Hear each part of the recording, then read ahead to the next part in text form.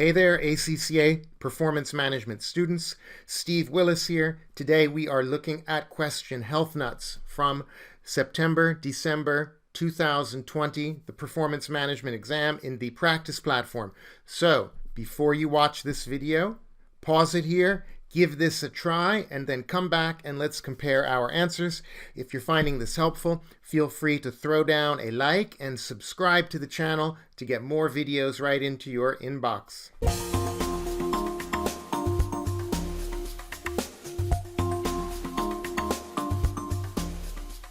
Welcome back. You've given the question a try. Wow, big question, challenging question. A lot of information packed into that scenario, full of figures to process. We see it's about cost, volume, profit, break-even points, margin of safety, and you know the time management rule. There's no way you'll get through this question unless you have strict time management, which is 1.8 minutes per mark. I like to round that down to 1.7 to give yourself a little buffer time and time for navigating in the windows. That means you give yourself 34 minutes for the whole question and about 7 minutes for part A. Now, the requirement for part A, find the break-even point and the margin of safety for two areas of the business. Before you get started doing anything, make a template.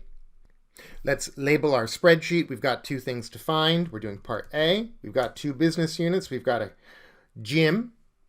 We need a break-even point. You know break-even point is the fixed costs divided by the contribution per client. Let's label our work there, break-even point.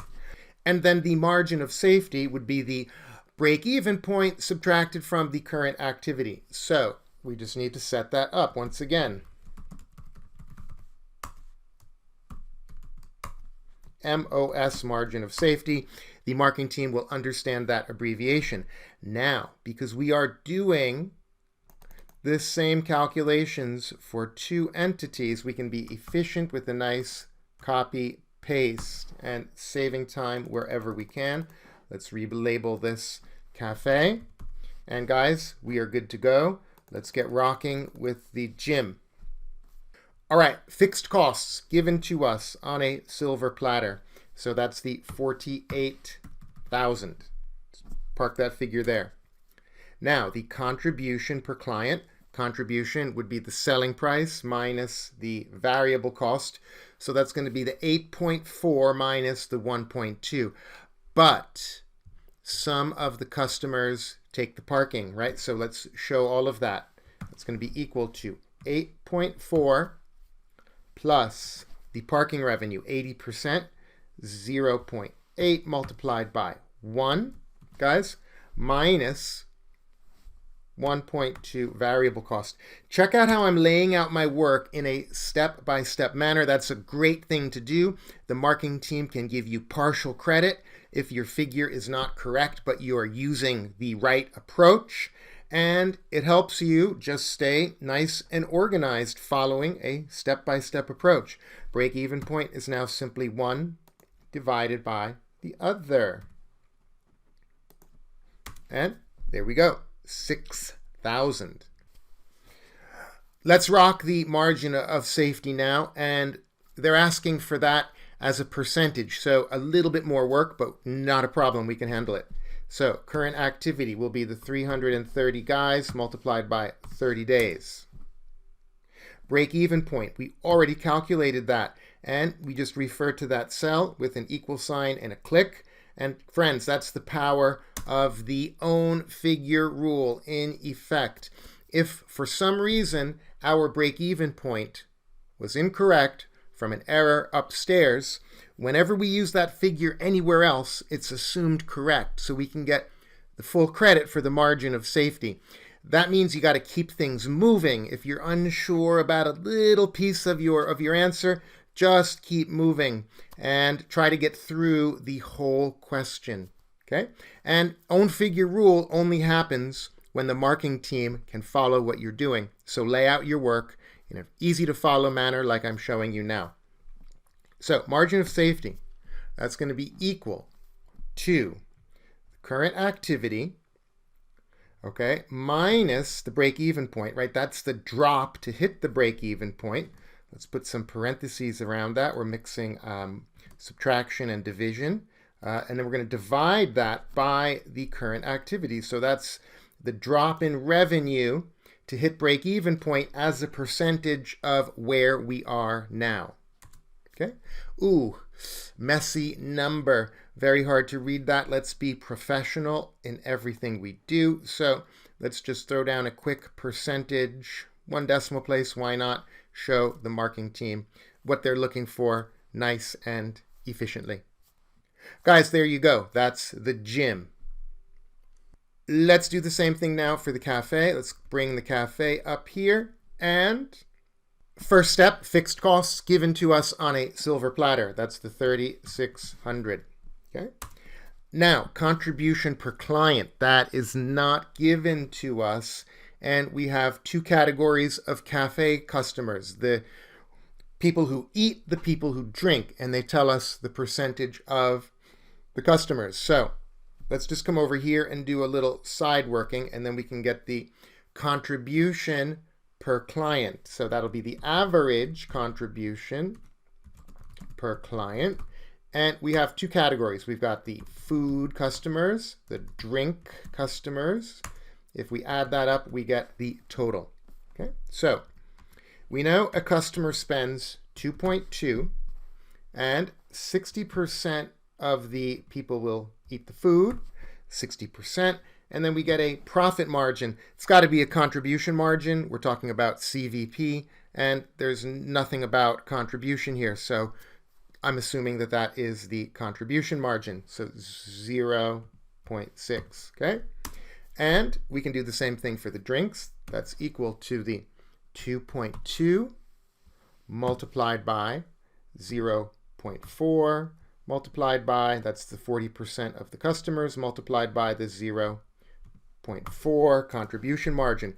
Guys, if you are ever unsure of something, just remember everybody around you in that examining hall is also unsure. Just state your assumption, okay? Assume profit margin equals contribution margin here, okay? You're just stating your assumptions. Now, total, that's easy to use the sum function. Grab everything above it. 1.144. Use a quick cell address, cell reference, park E15 in B13. Hit return. Break even point, 1 divided by the other. So that would be the 3,600 divided by figure here. And oof, what a mess. I can't read that. Markers won't be able to read that. Let's apply a little formatting there. So we can put that to 1 decimal place, see what's going on, or 2 decimal places. Now, 3146. We could round it down, we could round it up, or leave it. I don't know how precise the marking team would be here, but just to be really precise, you can't sell a partial unit to a cafe. So we've got to round that up, and we can either just type it 3147, or we can just put it here to no decimal places and it will do it for us. Or check this out, friends. I'm going to show you a fancy dancy spreadsheet function. You don't need this for the exam. This is just icing on the cake. So check this out. If you ever want to round something up, let me start over. That's going to be equal. Oops. Break even point. That's going to be equal to round up. You just write those words. Open up a bracket. We want to round up the fixed costs over the contribution per client. Now we put a comma, and the next argument is the number of decimal places, and I want 0. So I'm just going to put a 0 there, and I'll get the same figure. Guys, if you are a spreadsheet rock star, go for that. If you are new to spreadsheets and you don't like spreadsheets, just type it by hand, or just let the spreadsheet do the rounding. There we go. That's the figure I'm looking for. Last but not least, margin of safety. So my current activity is half of the gym customers. And that's going to be equal to my gym customers. We can again save a little bit of time. Grab those up here. These guys multiplied by 0.5. And my break-even point, again, is going to be equal to that figure that I just calculated. Okay, and because we are doing things in a logical, laid out, structured manner, I can grab the formula from upstairs for margin of safety. And because of relative cell addressing, everything will kind of stick in the same place relative to where you park that equation. So I come down here, park it there with a copy paste, and I get the correct figure. Ladies and gentlemen, we are looking at part A completed. A little tiny bit more, maybe apply a little light formatting. Let's let the marking team know we got the gym up here with a control B, a bold, cafe over here. And there we go, 5 marks. That's a lot of work. I recommend you practice this a couple of times and get your speed up before you go on to a new CVP type of question. So part C is all about the creche proposal or the childcare proposal. And let's start by looking at the verb, which is calculate. And they give us the spreadsheet, thankfully.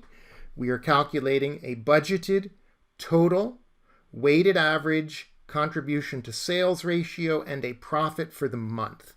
So before we go into the scenario, let's get organized with a pro forma or a template.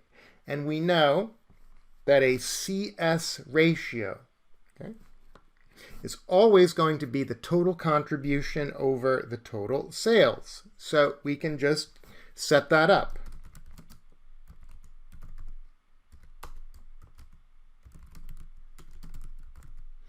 And 1 over the other will give us the CS ratio. Next step, we need the total profit. And we know from our MA assumed knowledge that under marginal costing, profit is simply contribution less the total fixed costs. And we are left then with the profit. Always a great thing, start off with a template. Okay, you need to know where you're going to do a question like this in the time allowed. By the way, we have 6 marks. Right, so that's about 10 minutes minus some reading time. So we should be able to do this in 6 or 7 minutes. And with practice, you'll have no trouble, especially with the spreadsheet helping us do the math. So we have our templates down. Now let's look at the story. And what do we learn? We learn that the Child Care Center will give us revenue of $4 per child. We also learn that it will increase the daytime customers by 300%. Instead of eating at the cafe, they're going to bring their children while they work out. And 80% will still use the parking. And we have new fixed costs and new variable costs.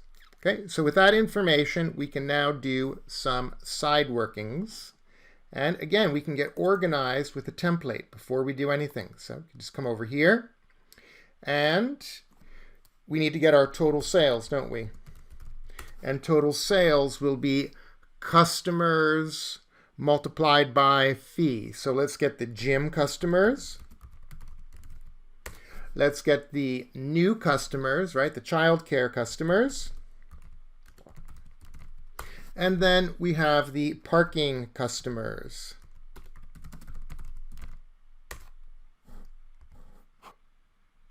Once we know the number of customers, we can then get the revenue per customer, and we can get the sales for each service line. So then we can get the gym sales, the creche or the child care sales, and then the parking sales. And that would be my total sales, which we can then park in cell B3 next door.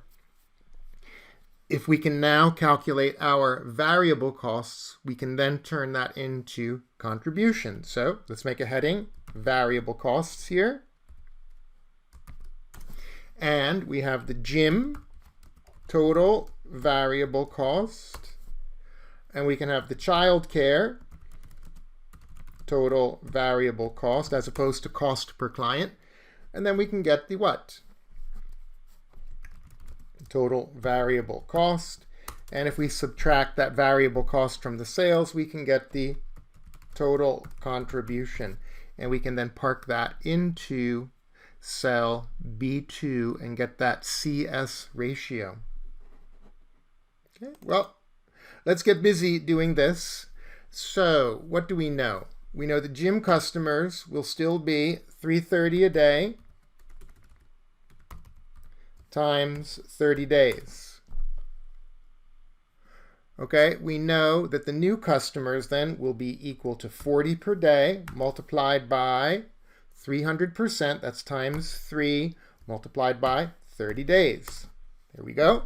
Parking customers are still going to be 80% of the total people. So that's going to be equal to the sum of these customers, the daytime, the gym, multiplied by 0.8, 80%. And we can now move to the revenue. So the gym sales will be equal to all the people who come in to work out. That would be the sum of the gym only and the new customers who are also there for childcare multiplied by 8.4. That's the revenue per client. The childcare revenue will be equal to the new customers multiplied by 2 children each on average multiplied by $4. And the parking sales will be equal to the parking customers multiplied by $1, or just the parking customers there. So the total sales will be equal to the sum, everything above it there, those 3 rows above, rows 7 to 9, 153,000 is my total sales. Now we can use our relative cell addressing, and we can say cell B3 is equal to E10. And the first part of the CS ratio is complete. Okay, now let's move to our variable costs. And the gym variable costs will be equal, okay, to those gym customers, everybody who uses the gym. Once again, that's the sum of these guys up here multiplied by a negative 1.2. And the child care, that is going to be equal, the child care total variable costs, that's going to be equal to the child care customers, the new customers, multiplied by 2 children, multiplied by negative 0.5 variable cost per child. We can now, with that information, get the total variable cost, which is equal to the sum, those 2 lines, and total contribution. Drum roll, please. As you know from MA, total contribution is the revenue minus the variable cost, but because it's negative, I just add it there, and we get a 133,200. We can now again use relative cell addresses. B2 equal to E17. And friends, now we can get the CS ratio, which is equal to B2 divided by B3.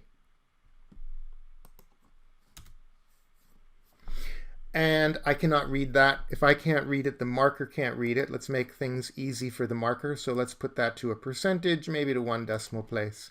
and we get 87.1%, the contribution to sales ratio using weighted average approach. The nice thing about doing it in a step-by-step approach like this, guys, is if we have any mistakes or any errors over here in my workings, you might lose a little bit of credit, but everything you do with that number is assumed correct. So try to break things down into step-by-step approaches whenever you can. Okay. Now, the contribution, let's get to the profit. The contribution is equal to cell B2 again. My fixed costs are equal to the gym fixed costs, which is the negative 48,000, plus the new fixed costs of the childcare, which is 8,000 per month. Let's make sure we do this right. Negative 8,000. Okay, and the total profit would then be equal to contribution less what? Less fixed costs, because I put that as a negative. We can just add it there, and we get a 77,200. Now, as I've said many times before, there are no marks for formatting, but let's just be a little neater. Let's be professional. Let's help the marking team do their job. So we can just put some of this into cleaner formatting. It only takes a moment. And everyone is happy. Put an underline here to show that the line below is a sum. And we can just use that underline. Friends, there we have it. Heath Nuts, Part C, done quickly in the spreadsheet tool. Friends, there you have it. Heath Nuts, Parts A and C. Hope you found that helpful. If you did, please throw down a like and feel free to subscribe. Guys, good luck on your upcoming performance management exam.